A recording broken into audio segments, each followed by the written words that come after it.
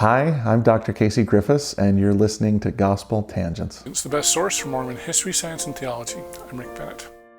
Historians don't usually predict the future because they're historians. They're not future tellers. However, Dr. Casey Griffiths is going to break that tradition, and he's going to make some predictions about the future of church history. So it's going to be a fun conversation. He's also going to talk about some of the recent events that he thinks will be big impacts on the future of church history. So you won't want to miss this conversation. Check it out. But it is time now to give away a copy of 50 Relics of the Restoration. So, one of these lucky people in this bowl here is going to win this thing right here. I'm going to pull it out right now. And what do I have here? Let's see here. Richard Holmes from Comanche, Texas. So congratulations, Richard. You have a copy of 50 Relics of the Restoration coming your way. And oh, by the way, I should just mention really quickly, the Mormon History Association meetings are June 10th through 12th. So Richard, I don't know if you're going. I could give this to you. I'll probably end up mailing it to you. I'll email you and see how you want to get that. But I'd encourage you guys to come to Mormon History Association meetings. They're not paying me to say that, by the way. But they're just awesome, fun meetings. And I will be there. I know Matt Harris is going to be there. And I know even Stephen Pineacre from Mormon Book Reviews is going to be there because I talked him into it. I twisted his arm really hard. So anyway, it's going to be fun. It's in Park City, Utah this year. Mostly the 11th and 12th, but they do have some tours and things on the 10th. So it will be fun, and you'll definitely want to come. But anyway, congratulations, Richard Holmes. You are the proud new owner of this book here, 50 Relics of the Restoration. I'll get that in the mail. And it's time to talk about the future of church history with Dr. Casey Griffiths. Check out our conversation. And even with things that are happening right now, it's difficult to kind of pull back and say, how big a deal is this going to be in 20 years? Are we even going to think twice about it? Or is it going to be something that really becomes huge in the history of the church, the way it works? Like the Family Proclamation, which we put in, has had big ripple effects. The Perpetual Education Fund, which we put in, isn't talked about as much anymore. Though I do think that if you look at the long-term effects of the Perpetual Education Fund, it's going to play a big role in the development of the church, especially the international church. So it was a fun thought experiment to kind of sit down and have conversations. And we, by the way, it wasn't just the three of us. I was walking into people's office and saying, give me your top 5 events. And they'd usually, First Vision, Coming Forth, the Book of Mormon, Priesthood Restored. I'd go, okay, give me your top 5 in the 20th century.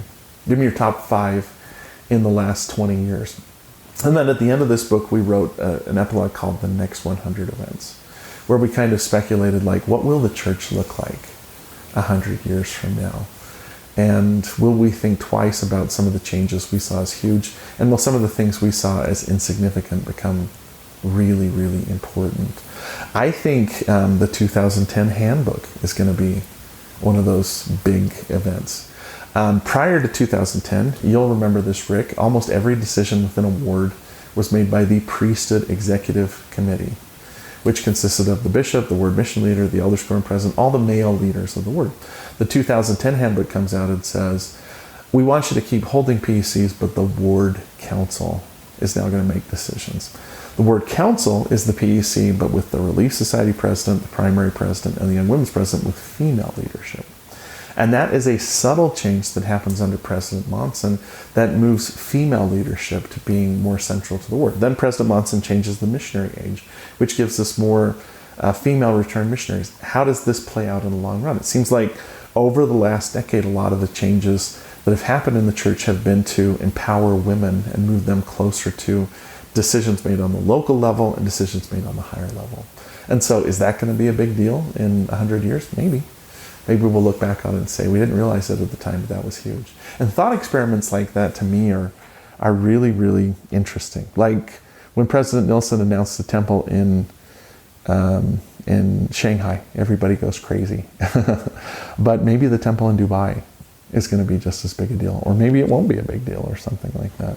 It's difficult to say exactly where the thread of history is going to take us, but I'm interested a little bit in thinking forwardly and wondering what the next 100 events are going to be. So you know what I love about this conversation? There are so many critics of the church that say the church hides all this stuff. They don't like to talk about women in priesthood. Mm-hmm. They don't like to talk about Heavenly Mother. They don't like to talk about Richard Lyman's excommunication. Mm-hmm. And I'm hearing you just be like, "Oh, this is the greatest thing ever." So, do you get any pushback at BYU for your interests, I guess? No, not really. I mean, everybody at BYU has been wonderfully supportive. Now, I will say, and maybe this is becoming trite, but I think we live in the golden age of church history. Like, there's been so much neat stuff produced in the last few years, the Joseph Smith Papers Project, Saints, and so many doors open for us to talk about this stuff. But what I think it demonstrates, too, is a real maturity that's coming into our understanding of Latter-day Saints.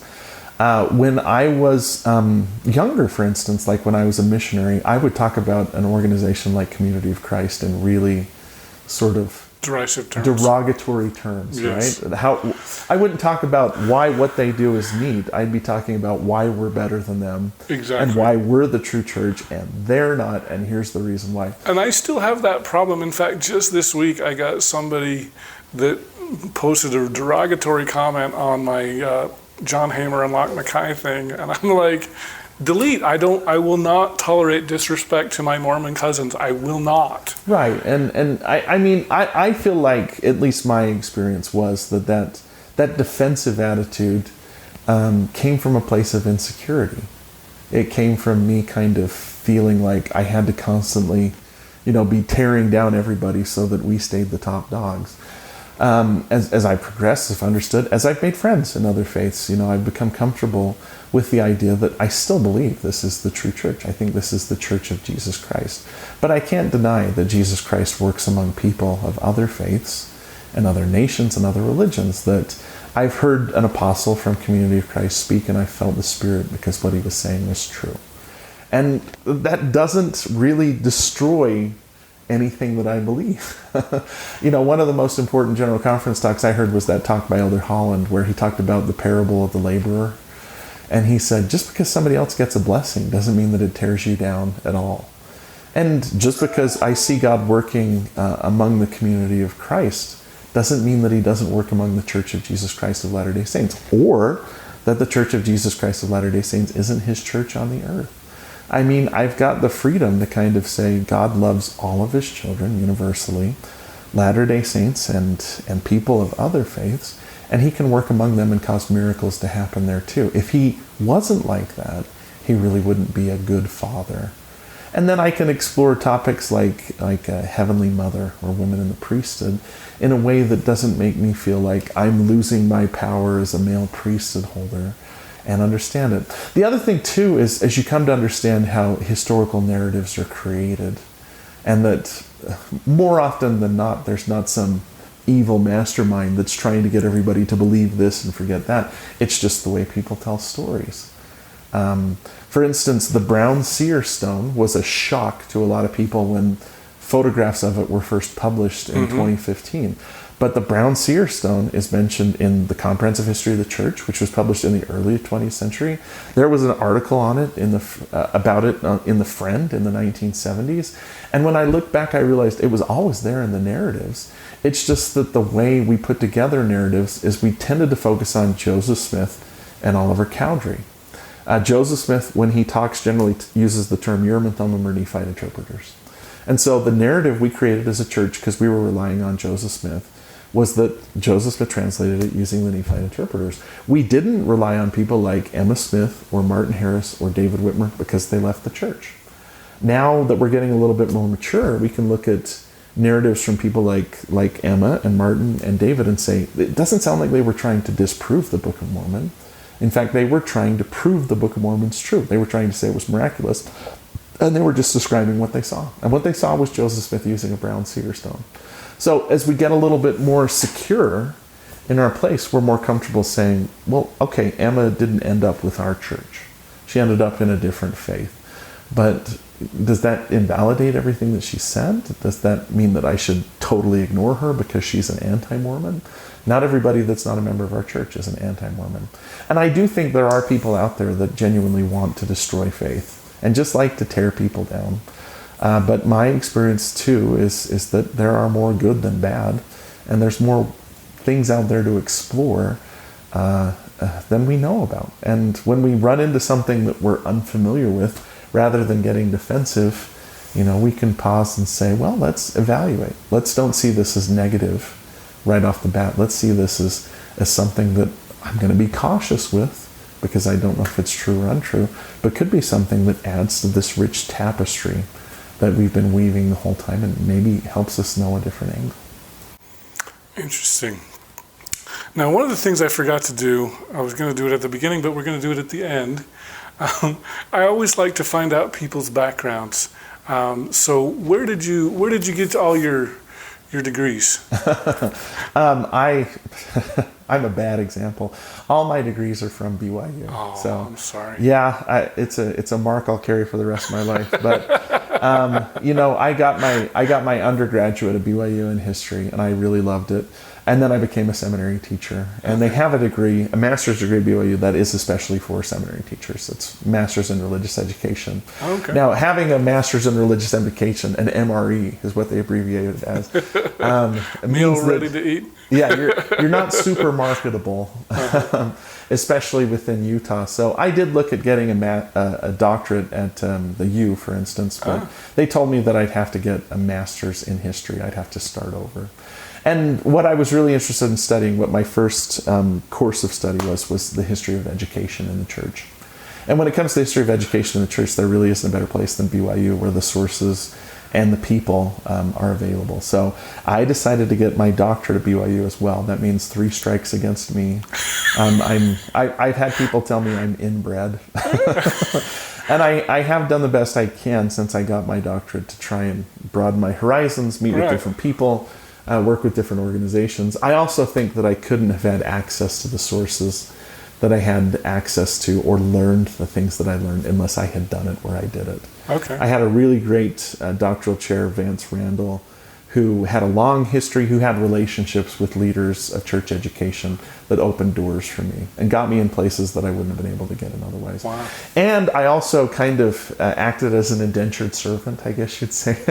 While I was working for seminaries and institutes, they noticed that I was writing about church education, and so they sort of drafted me to write their history. Oh, wow. And my first major book project was by Study and Also by Faith, which is in Gospel Library. Anybody can access it. It's a History of the Seminary and Institute program. So it's free if it's in the Gospel Library. It's free, and I say that because I don't make any money off of it. I wasn't the sole writer. I was part of a team that included Ken and Audrey Godfrey and Randy Hall that wrote it. But I do think that there's a lot of neat stuff in there. Yeah. And to me, going back to this, I guess I have like a predilection for lesser known figures. Mm-hmm. That I love writing about someone that nobody knows as much as I like writing about someone that everybody knows. So I enjoy reading Joseph Smith's journal and understanding his perspective and where he came from. But one of the most touching experiences I've had as a historian was in 2012. It was the centennial of the seminary program. And the very first seminary teacher was a guy named Thomas Yates, who nobody knows. We didn't even have a photograph of Thomas Yates. And they were going to have a big centennial celebration. Boyd K. Packer was going to speak, and they wanted a picture of Thomas Yates. So they just basically said, hey, set your regular work aside, and we want you to track down his family and find a photograph for us. And I found his granddaughter, who was living up in West Valley City. And I came to her house, and she had this full photographic album of Thomas Yates and a bunch of stuff that was in it. And I found out the day before, a couple weeks before, her granddaughter had died, and she was really sad. And to sit there and talk about her ancestor and his importance, and the fact that he was the first seminary teacher and he kind of set the tone for other seminary teachers, was really special. And then at that big centennial event that was held in the conference center, they put up a picture of Thomas Yates, and they talked a little bit about his background and history. He's an interesting guy in and of himself, who should be maybe better known than he is. But Thomas Yates is a big deal. I would tell everybody out there, if you're not keeping a journal, if you're not keeping track of your ancestors, it's just really hard to know if they are a person of consequence or not. Everybody kind of, I met with Joseph Merrill's granddaughter last week, and she was like, why would anybody want to read about my grandfather? I'm like, your grandfather was an apostle. That's a big deal. But here's a bunch of other reasons why he's a big deal as well. And I would tell every single person out there to hang on to that journal or that brooch that's been passed down to you, because there's no small people in church history. There's big figures, there's leaders like Brigham Young and Joseph Smith, but everybody's story is significant. And it's really hard for us to say with only a century or two of removal from that how important a person is going to be. There's a guy named E.B. Sledge who wrote this graphic, visceral history of the Pacific War, and he was just a guy who fought on Peleliu and Okinawa, and then they turned it into the Pacific, this mini-series that now is an entry point for a lot of people understanding it. Well, at the time he must have thought, I'm just a grunt and nobody knows who I am, but his journal and his story becomes one of the most important documents in understanding what it was like to fight in the Pacific.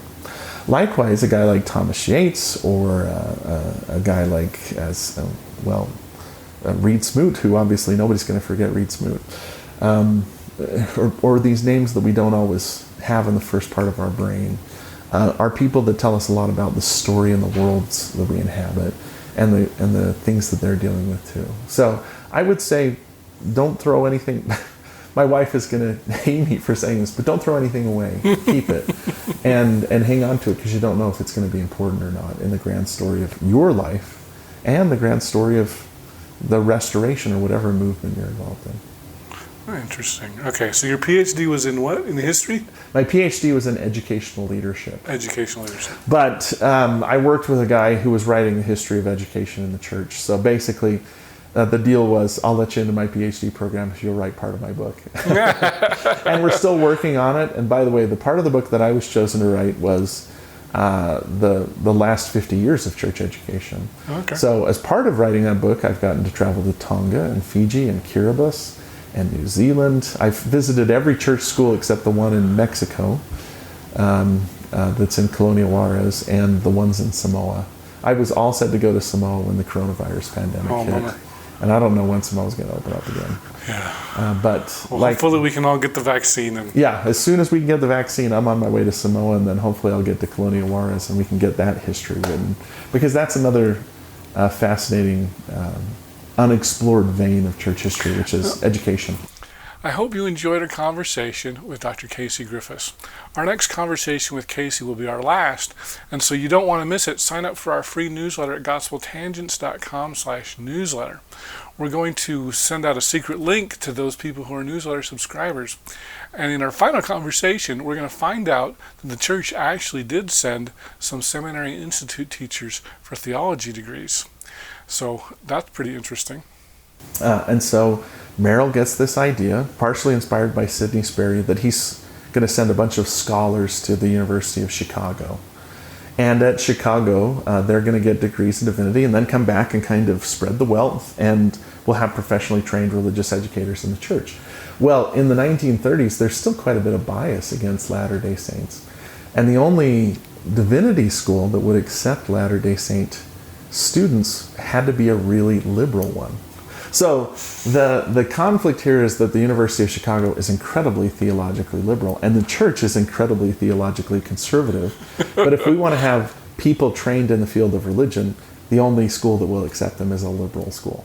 And so these guys are there. And by the way, they're there at the same time Martin Luther King's mentor is there. They're intermingling with black scholars, and they're intermingling with scholars from different faiths, and they all have this overwhelmingly positive experience at the University of Chicago. It's just when they come back and they have to interact with the conservative church, there's some major conflict. Thanks for listening. If you'd like to hear the entire interview uncut, sign up at patreon.com/gospeltangents, and for $5 a month you can hear the entire interview without any interruptions. If you'd like to see the whole video, that's just $8 a month, and you can sign up either at youtube.com/gospeltangents or on our website at gospeltangents.com and click the yellow subscribe button, Or you can go to patreon.com/gospeltangents. And I'll just need to make sure that we're Facebook friends, and I'll add you to our insiders group, and you can see the entire interview uncut. If you'd like to get PDF transcripts of our interviews, those are just $10 a month. And for just $15 a month, I will send you paperback versions of our transcripts as soon as they come out. Or, of course, you can buy them on Amazon as well. Go to Amazon.com and do a search for Gospel Tangents Interview, and you can see all of our transcripts there. Don't forget to sign up for our updates at Facebook.com/GospelTangents. Of course, you can follow us at Gospel Tangents on Twitter. To hear our interviews updated to your podcast player, go to tinyurl.com/gospeltangents and make sure you give us a 5-star review. And of course, you should show your support for Gospel Tangents with one of these cool t-shirts like this green one, or light blue, sport gray, royal blue, purple, of course black, beautiful gold, and of course Utah red. I probably left out some colors, but if you want to see more, go to gospeltangents.com/shop and you can get one of these. So once again, thanks for listening. Click here to subscribe, here for a transcript, and over here we've got some more of our great videos. Thanks again.